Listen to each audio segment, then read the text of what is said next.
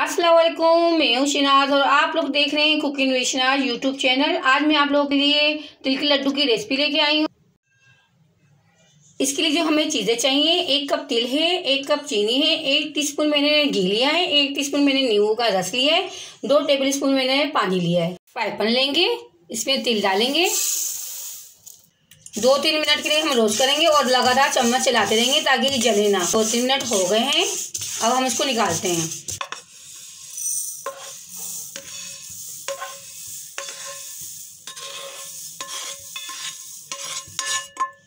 चाशनी तैयार करते हैं। 2 टेबलस्पून जो मैंने पानी बताया था वो है, 1/2 टीस्पून मैंने नींबू का रस डाला है। तो हम इस पे चीनी डालेंगे। आँच हमें लो रखनी है और इसको चम्मच चलाते रहेंगे। मेरी चीनी मोटी ली है, आप बारीक भी ले सकते हैं।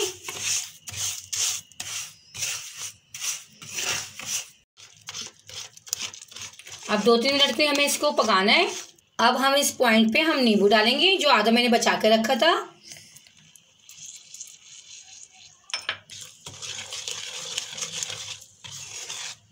मेरी चीनी मोटी है इसलिए मुझे टाइम लग रहा है, आप बारीक डालिएगा।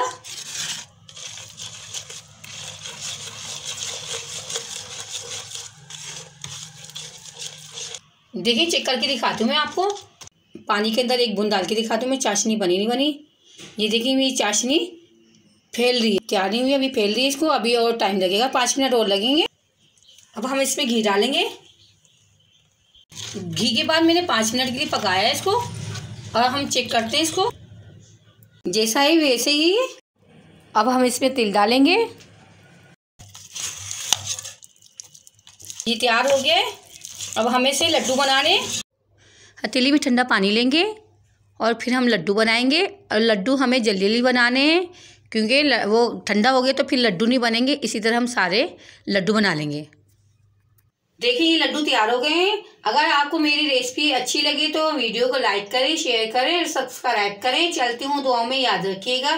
फिर आऊँगी लौट की नई रेसिपी के साथ। अल्लाह हाफिज़।